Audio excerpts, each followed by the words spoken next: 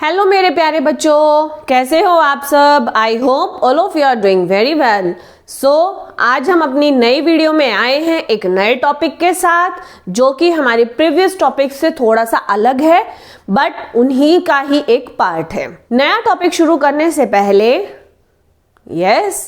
मेरे चैनल पर अगर आप नए हो तो मेरे चैनल को सब्सक्राइब कीजिए and press the bell icon, ताकि आपको नए वीडियोस के लिए नोटिफिकेशन मिलता रहे। और मेरी वीडियोस अगर आपको पसंद आ रहे हैं, मेरा पढ़ाने का तरीका अगर आपको पसंद आ रहा है, then please share it with your friends and your family as well. So आज का टॉपिक हम शुरू करेंगे, that will be the transportation in plants. Yes, in the previous videos we had completed or we had done the part of the transportation which is in animals. In animals we had taken the example of human being and the unicellular animals as well. So in this video we will study only about the transportation in plants. So firstly, basic जो difference है हमारे plants and animals में, as both the plants and animals, both plants and animals, these are the multicellular organelles, और you can say multicellular organism, right? But the basic difference between both of these are that animals can move and animals are more complexer. Animals are complexer in structure than the plants. Now plants are fixed at one position.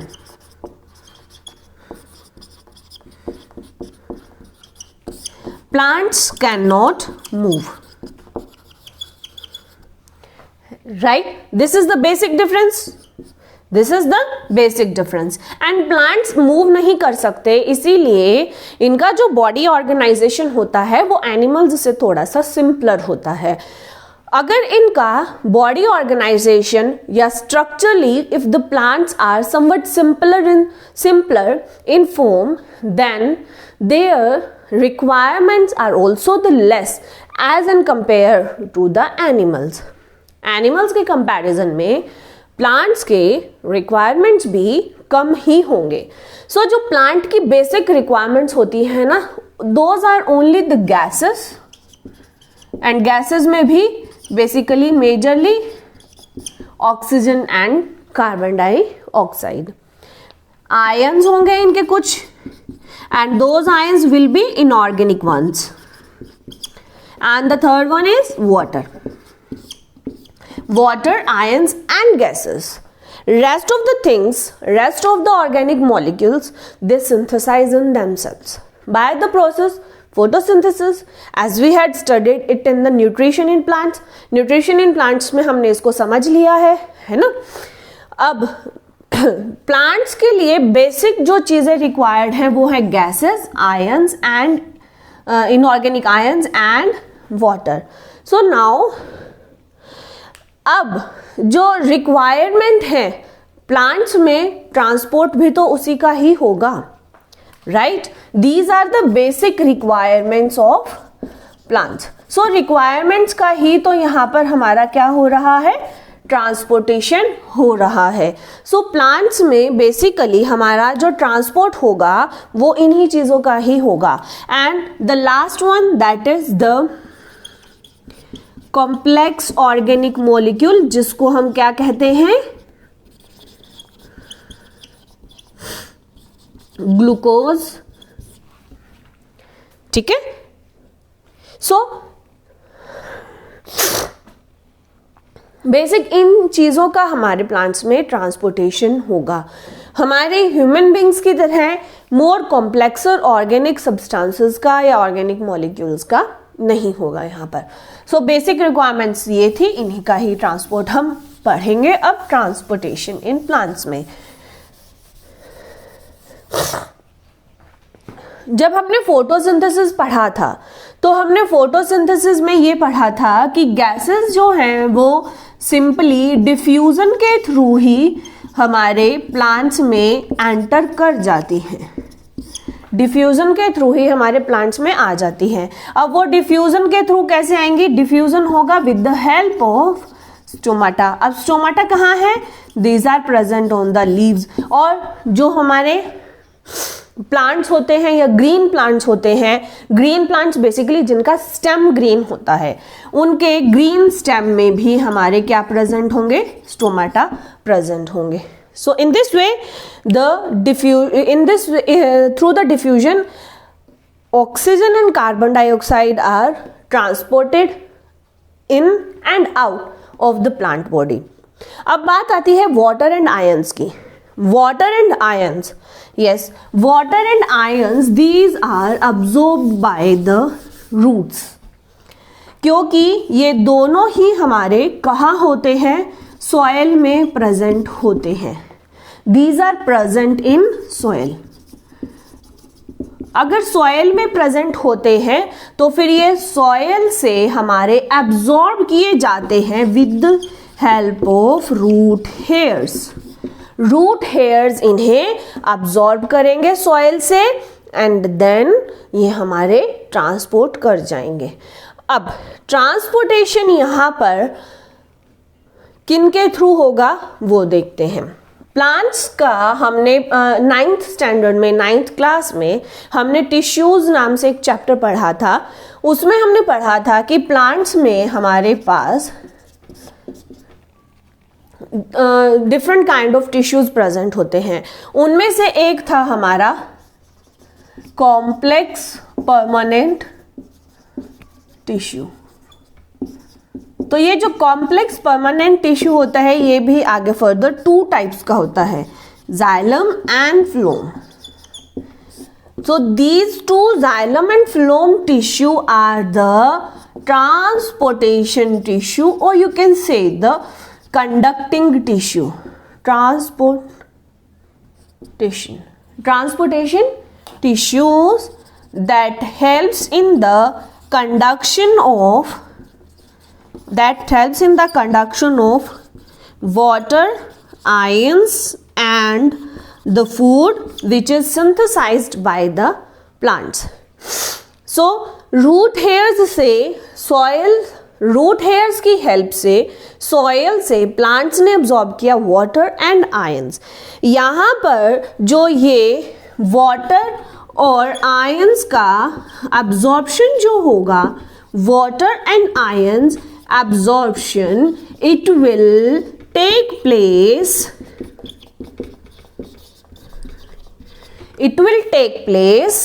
along the concentration.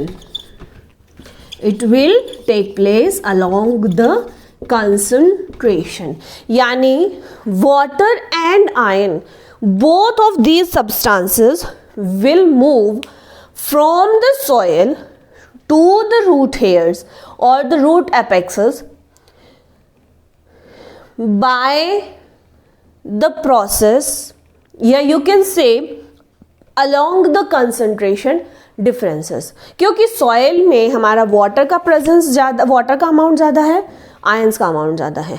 सो अगर water का amount ज़्यादा है और ions का amount ज़्यादा है, then it means soil में concentration किसका ज़्यादा है? वाटर एंड आयंस का। एंड रूट हेयर्स में हमारा वाटर एंड आयंस का कॉन्सेंट्रेशन कम है। सो हायर कॉन्सेंट्रेशन से लोअर कॉन्सेंट्रेशन की तरफ water and ions will move. इसको अगर हम डायग्रामेटिकली थोड़ा सा देखना चाहें तो हम यहाँ पर टीएस ऑफ द रूट बनाते हैं। अगर यहाँ पर हमारा रूट हेयर है,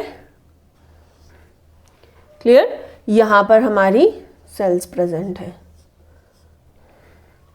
ठीक है। अब यहाँ पर हमारा this one is the vascular cambium,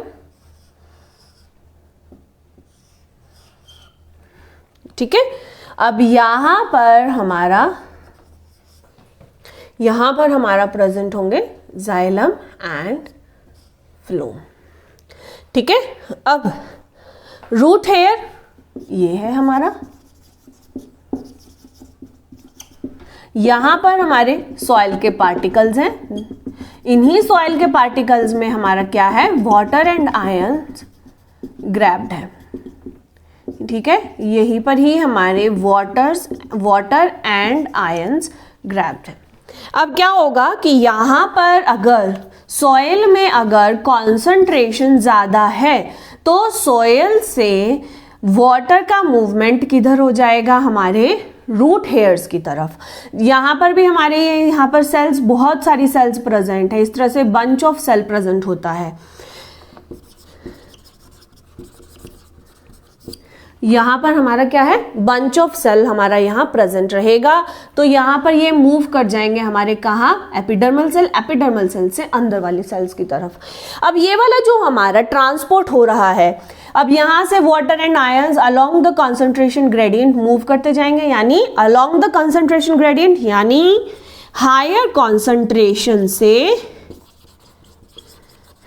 lower concentration की तरफ।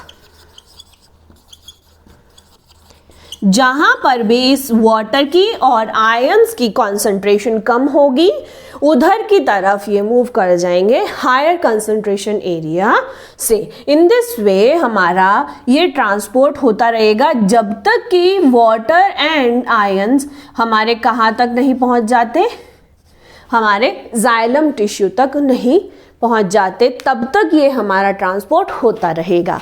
और जो ये ट्रांसपोर्ट हो रहा है, जब तक ये हमारे कहाँ नहीं पहुंच जाते, हमारे जाइलम टिश्यू तक नहीं पहुंच जाते, तब तक इसको हम कहेंगे लेटरल ट्रांसपोर्ट, ठीक है। तो ये वाटर एंड आयंस का देखा हमने, अभी तक तो हमने सिर्फ ये देखा कि जाइलम टिश्यू तक पानी पहुंचा है और आयंस पहुंचे हैं।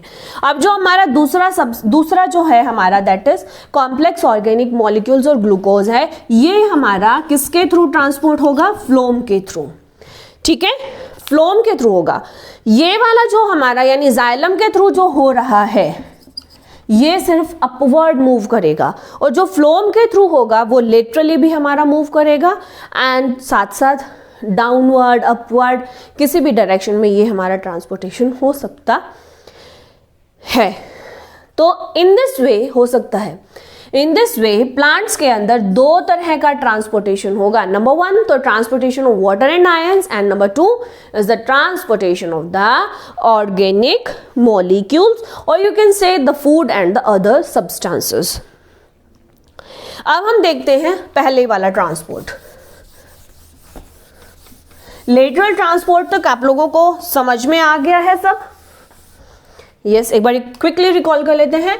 Transportation in plant, it is of two types. First one is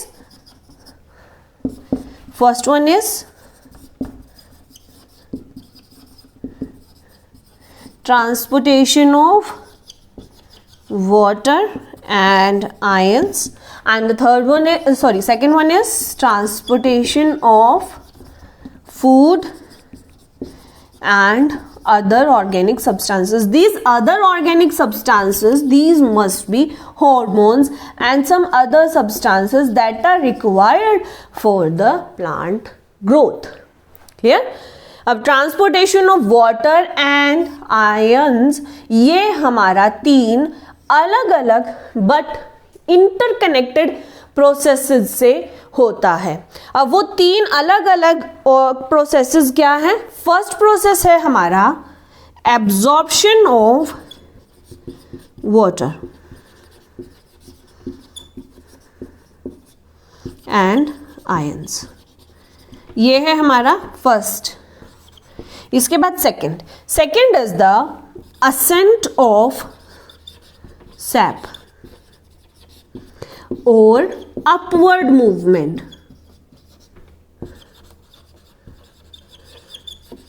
of water,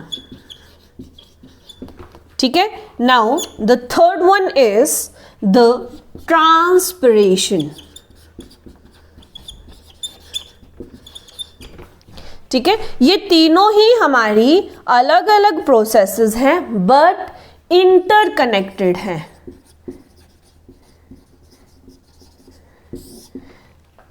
ठीक है।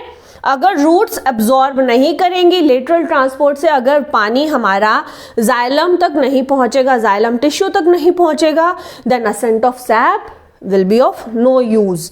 अगर असेंट ऑफ सैप नहीं होगा, यानी वाटर एंड आयंस की अगर अपवर्ड मूवमेंट नहीं होगी, then there will be no transpiration, transpiration भी नहीं होगा।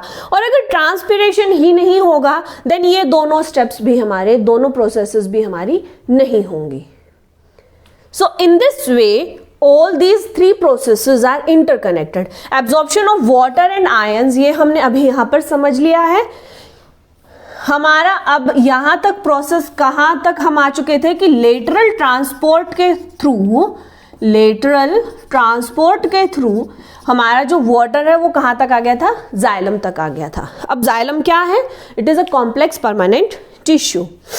जाइलम एक हमारा कॉम्प्लेक्स परमानेंट टिश्यू होता है जो कि 4 तरह की सेल्स से मिलकर के बना हुआ होता है। अभी कहाँ लिखूं? यहाँ लिख देती हूँ। जाइलम जो है ये हमारा 4 तरह की सेल्स से मिलकर के बना है। ये है क्या?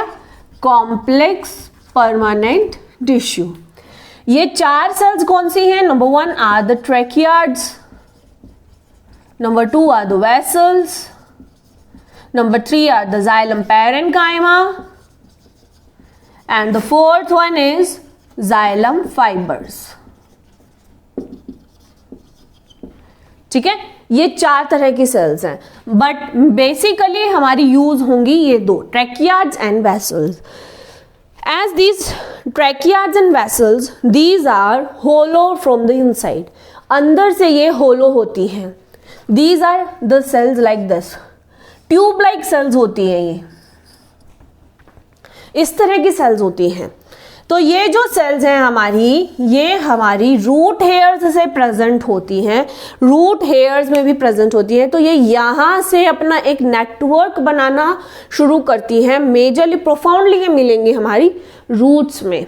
ठीक है, अब ये हमारी कहाँ प्रेजेंट होती है? रूट्स से लेकर के लीफ तक। यस, रूट से लीफ तक, from root to the leaf, इनका एक अनब्रोकन नेटवर्क बनता है जिसके थ्रू यहां पर वाटर का ट्रांसपोर्ट पॉसिबल हो पाता है और आयंस का ट्रांसपोर्ट पॉसिबल हो पाता है। जो ये अनब्रोकन नेटवर्क बनता है, इसी का ही फायदा फोटोसिंथेसिस में होता है, क्योंकि इसी के थ्रू ही वाटर हमारा लीफ तक पहुंच पाता है। So in this way the water is transported. Lateral transport के थ्रू हमारा जाइलम तक आ गया है वाटर। अब इस अनब्रोकन नेटवर्क के थ्रू हमारा सेकेंड प्रोसेस यानी असेंट ऑफ सैप होगा, यानी वाटर का जो अपवर्ड मूवमेंट, असेंट माने अपवर्ड मूवमेंट, सैप माने लिक्विड, तो लिक्विड यहां पर क्या है? वाटर। तो अपवर्ड मूवमेंट ऑफ वाटर जो होगा वो होगा इन ट्रैकियार्ड्स एंड वेसल्स में। क्लियर? अब ये tracheids and vessels, these are not as broad as I have drawn on the board. ये बहुत पतली सी, यानी एक कैपिलरी नेटवर्क जितना होता है। कैपिलरीज आपने अपने केमिस्ट्री लैब में डेफिनेटली देखी होंगी। वो बहुत ही पतली सी होती है, ग्लास ट्यूब लाइक इस तरह से होती है, ये बहुत पतली होती है ये। क्लियर? तो इस तरह से कैपिलरी नेटवर्क बनाती है हमारी ये ट्रैकियार्ड्स एंड वेसल्स। क्लियर? और ये हमारे बंडल्स में प्रेजेंट होते हैं। जो यहाँ पर मैंने आपको ये वेस्कुलर कैम्बियम बोला, ये जो यहाँ पर मैंने वेस्कुलर कैम्बियम बोला, ये जो वेस्कुलर कैम्बियम है, इसी के अंदर ही हमारी बहुत सारा ऐसा ट्रैकियार्ड्स एंड वेसल्स का एक कैपिलरी नेटवर्क प्रेजेंट होता है। अब इस कैपिलरी नेटवर्क में यू कैन सी कि यहाँ से एक एक ड्रॉप हमारी जो है वो वाटर की ट्रेवल कर सकती है। आई डोंट थिंक कि ये आपको इतना क्लियरली या इतना क्लोजली कैमरा में दिख पा रहा होगा, बट जब आप कैपिलरी पे काम करेंगे ना अपनी केमिस्ट्री लैब में, अगर आप नहीं गए हैं और आपने नहीं देखी है, then you must ask your chemistry teacher कि वो आपको लैब में लेके जाएं और कैपिलरी ज़रूर दिखाएं, क्योंकि उसी से ही आपको ये असेंट ऑफ सैप का कंसेप्ट और क्लियर होगा। ठीक है? सो अगर नहीं देखी है तब भी हम यहाँ एक बार बोर्ड पर समझ लेते हैं। ये इतनी पतली होती है, इसके अंदर हमारा जो वाटर का जो ट्रांसपोर्टेशन होगा वो होगा with the help of the water column. और ये जो वाटर कॉलम बनेगा ना, ये ड्रॉप बाय ड्रॉप का कॉलम बनता है, ड्रॉप बाय ड्रॉप का ये कॉलम बनता जाएगा। और ये एज यू नो अभी हमने पढ़ा, ये रूट से लेकर के लीफ तक अनब्रोकन नेटवर्क होता है इनका, इसीलिए ये हमारी इसीलिए हमारा वाटर रूट से लीफ तक एक अनब्रोकन नेटवर्क या वाटर कॉलम की फॉर्म में ऊपर की तरफ चढ़ता जाएगा, ऊपर की तरफ जाता जाएगा। अब ऊपर की तरफ इसको पुश करने के लिए हमारे पास दो थ्योरीज आई, ठीक है। आई एम क्लीनिंग दिस क्योंकि अभी आपको दो थ्योरीज के नाम लिख के बताने हैं। क्या है ये? असेंट ऑफ सैप के लिए हमारे पास दो थ्योरीज प्रपोज्ड हुई। अब वो दो थ्योरीज क्या थी? सबसे पहले तो थी रूट प्रेशर थ्योरी। अब रूट प्रेशर थ्योरी के अकॉर्डिंगली, रूट प्रेशर थ्योरी जो थी इसके अकॉर्डिंगली क्या था कि जो पानी है वो जाइलम टिश्यू में ऊपर की तरफ जाता है with the help of the pressure which is being generated by the roots। जो roots उसके ऊपर प्रेशर जनरेट कर देती हैं वाटर कलेक्ट करके जाइलम टिश्यू पर, उसी के थ्रू ही हमारा जो वाटर है वो ऊपर की तरफ हमारा ट्रांसपोर्ट हो रहा है। But this theory is not applicable in the case of higher plants. ये ग्रासेस तक ठीक है, ग्रासेस तक ये थ्योरी एप्लीकेबल है, बट अगर हम बात करें हायर प्लांट्स की, ट्रीज की, जो हमारे फ्लावरिंग प्लांट्स अगर हम उनकी बात करें तो वहां पर ये थ्योरी एप्लीकेबल नहीं है। ये थ्योरी वहां पर अपना काम या अपने पॉइंट को क्लियरली समझा नहीं पाएगी। इसके लिए हमारे पास दूसरी थ्योरी आई, that is transpirational pull and cohesion adhesion theory, and cohesion adhesion theory. Transpirational pull से पहले हमें ट्रांसपीरेशन को समझना होगा। ट्रांसपीरेशन जो है ये हमारा एक ऐसा प्रोसेस होता है जिसमें हमारा प्लांट जो है वो अपना वाटर लूज कर देता है। It is the process of losing water, ठीक है। अब जो ये वाटर लॉस होता है ये भी हमारा ड्रॉप बाय ड्रॉप होता है, ठीक है। अब जो ये ट्रांसपीरेशन हुआ यानी वाटर का जो लॉस हुआ फ्रॉम द लीफ सरफेस, उसकी वजह से एक टेंशन जनरेट हो जाता है, ठीक है। टेंशन मीन्स यानी कि एक प्रेशर जनरेट हो जाता है, एक खिंचाव जनरेट हो जाता है जो कि वाटर मॉलिक्यूल्स को या you can say the water column को जो कि अपवर्ड मूव करने में हेल्प करता है। अब कोहेशन और एडहेशन क्या है? कोहेशन होगा, मैंने अभी आपको बताया कि कैपिलरी ट्यूब में या कैपिलरी जो हमारी बनी है tracheids and vessels, these are in the form of the capillaries. उनके अंदर हमारे जो वाटर ड्रॉपलेट्स हैं वो इस तरह से होते हैं, ये वाटर एक ड्रॉपलेट, ये एक ड्रॉपलेट, ये एक ड्रॉपलेट। अब वाटर ड्रॉपलेट एक दूसरे के कांटेक्ट में भी हैं and they are also in the contact of the capillary, capillary walls के कांटेक्ट में भी ये हैं, ठीक है। इसीलिए मैंने आपको बोला कि केमिस्ट्री लैब में जरूर जाना और ये चीज जरूर देखना, कैपिलरी ट्यूब्स को जरूर देखना। और उसमें वाटर का जो मूवमेंट होता है अपवर्ड, यानी कि जब आप उस पर प्रेशर जनरेट करते हो तो उसमें अपने आप ही वाटर मूव करता है अपवर्ड डायरेक्शन में। सो अब यहां से आप देख रहे हैं कि जो वाटर ड्रॉपलेट्स हैं ये एक दूसरे के कांटेक्ट में भी हैं एंड कैपिलरी वॉल्स के कांटेक्ट में भी हैं। जब ये एक दूसरे के कांटेक्ट में है इसको हम कहेंगे cohesion, this one is the cohesion, and when they are in the contact of the capillary walls इसको हम कहेंगे एडहेशन, ठीक है, एडहेशन। कोहेशन और एडहेशन का होना इसीलिए जरूरी है ताकि ये जो हमारा कैपिलरी का नेटवर्क बना है, ये कैपिलरी का नेटवर्क जो बना है हमारा थ्रू आउट द प्लांट, इस नेटवर्क में इस नेटवर्क में वाटर कॉलम को बनाया जा सके, या इस नेटवर्क में वाटर कॉलम का मूवमेंट को बनाया जा सके। ठीक है, कोहेशन, जब वाटर ड्रॉपलेट्स एक दूसरे से कनेक्टेड हैं या एक दूसरे से एक दूसरे से कनेक्टेड हैं, वो होगा cohesion. And when they are in the contact of the capillary wall और द ट्रैकियार्ड्स वॉल, यहाँ पर ट्रैकियार्ड्स होंगे, ट्रैकियार्ड वॉल्स के कांटेक्ट में है, देन वहां पर होगा हमारा adhesion. Clear? So in this way cohesion, adhesion and the transpirational pull, they help in the formation of the water column from roots to the leaf. Clear?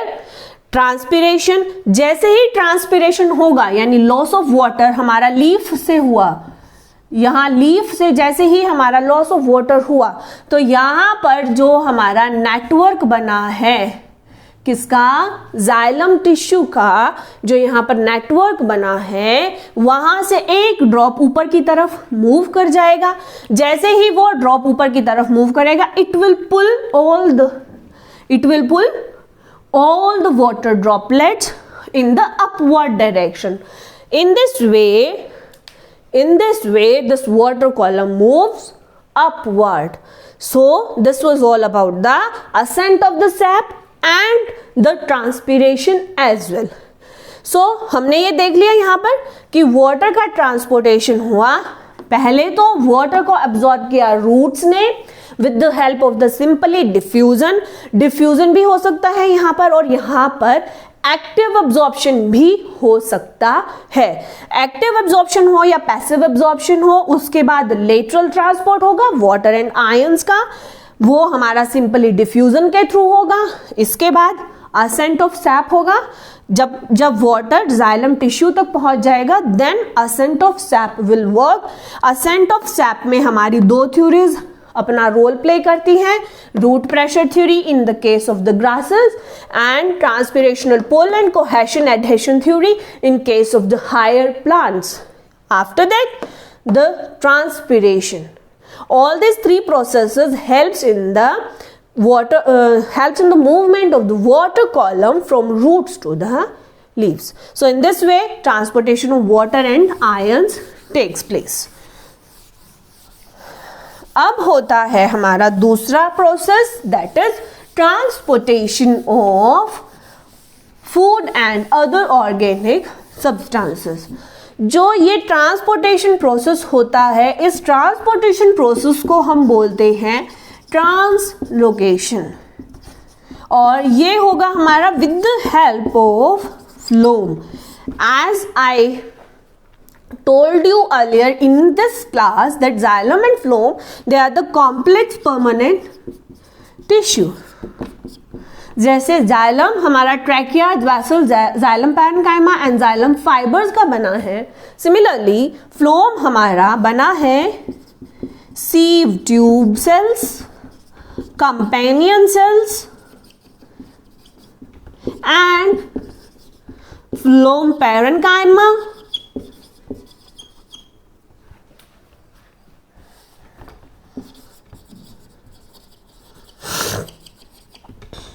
and phloem fiber. Clear? Sieve tube, companion cells, phloem parenchyma, phloem fiber. जैसे यहाँ पर tracheates and vessels are the working cells. Similarly, sieve tubes and companion cells are the working cells here.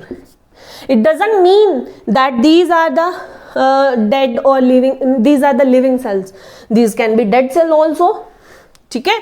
Similarly in the case of the xylem tissue, clear? क्योंकि complex permanent tissue का मतलब ही वो होता है कि इसमें हमारे कई तरह के सेल्स हैं। See, 4 types of cells are present in this tissue, clear? But they perform the same function, that is the transportation of any substance, water ions in any substance. So इसीलिए हमने इनको क्या कहा, टिश्यू, परमानेंट टिश्यू हमने इनको इसीलिए कहा because the cells present in this can be live और डेड। वो जिंदा भी हो सकती हैं वो सेल्स और डेड भी हो सकती हैं। क्लियर? इनके मिक्स उससे बना है। कॉम्प्लेक्स इसलिए क्योंकि एक से ज्यादा सेल्स हैं, ठीक है? So in this way phloem is complex permanent tissue. अब यहां पर sieve tube and companion cells, these two cells are the functional ones. अब जैसे जाइलम में ट्रैकियाज एंड वेसल्स ने अपना फंक्शन परफॉर्म किया था, in the similar way sieve tubes and companion cells will perform the function of the translocation. But यहाँ पर कोई इतना ज़्यादा रूट प्रेशर थ्योरी जैसे ट्रांसपिरेशन में, जैसे कि हमारा ट्रांसपोर्टेशन ऑफ वाटर में था, ascent of sap, blah blah, means ऐसा कुछ नहीं है यहाँ पर। रूट प्रेशर थ्योरी था, ऐसा कुछ यहाँ पर नहीं है। यहाँ पर सिंपली हमारा लीफ में ऑर्गेनिक सब्सटेंस बनेगा और वो लीफ से हमारे सेवरल बॉडी पार्ट्स तक पहुंचाया जाएगा with the help of the sieve tube and companion cells. As the name indicating sieve, sieve माने जालीदार, छलनी जैसा। तो जो ट्यूब या जो सेल हमारी खुद ही जालीदार है, छलनी जैसी है, तो उसके लिए ट्रांसपोर्टेशन करना या उसके लिए एक सब्सटेंस को साइट ऑफ सिंथेसिस से दूसरे साइट्स तक पहुंचाना जहां पर उसको यूज होना है, आई डोंट थिंक कि उसके लिए कुछ ज़्यादा मुश्किल होगा वो, ठीक है? तो यहाँ पर हमारा लेटरल मूवमेंट भी हो जाता है। क्यों? क्योंकि हमारी जो सीव ट्यूब सेल्स हैं, these are the perforated cells. आपको एक ये वर्ड जरूर मिलेगा when will you read the books, तो आपको एक वहां पर वर्ड मिलेगा परफोरेटेड। परफोरेटेड यानी जालीदार। कंपेनियन सेल्स हमेशा इनके साथ ही रहती हैं, इसीलिए इनका नाम है कंपेनियन सेल्स। क्लियर? यानी इनकी सहायक सेल। ट्रांसलोकेशन में बस इतना ही होगा, क्या कि लीफ में हमारा फूड जनरेट हुआ और वही फूड हमारा ट्रांसलोकेट हो जाएगा। हमारा अपवर्ड डायरेक्शन में भी ये जा सकता है। अपवर्ड डायरेक्शन में जाएगा टू द ग्रोइंग बड्स के पास, या ये हमारा डाउनवर्ड डायरेक्शन में भी जा सकता है, यानी टूवर्ड्स द रूट्स। और ये हमारा लेटरली भी ट्रांसपोर्ट हो सकता है। Laterally means upward, downward, laterally. आगे समझ में? अपवर्ड, डाउनवर्ड, लेटरली, यानी साइड्स में, यानी स्टेम्स में भी ये हमारा ट्रांसलोकेट हो सकता है with the help of these perforated cells, sieve tubes and companion cells. और दूसरे ऑर्गेनिक सब्सटेंसेस जैसे कि हॉर्मोन्स भी अगर हमारे बनते हैं, तो ये हॉर्मोन्स भी हमारे फ्लोम के थ्रू ही ट्रांसपोर्ट करे जाएंगे, क्योंकि प्लांट्स के अंदर एक सबसे कॉम्प्लेक्स हॉर्मोन्स ही हैं। सबसे एज एन यू कैन से कि कॉम्प्लेक्सर मॉलिक्यूल्स वो हॉर्मोन्स ही हैं प्लांट्स के अंदर।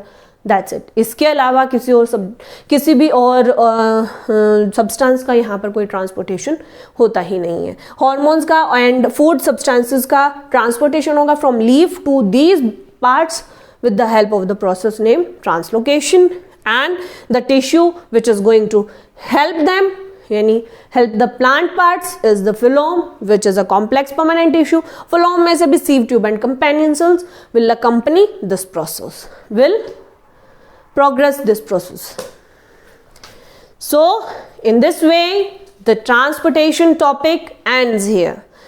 I hope all of you have enjoyed while learning with me.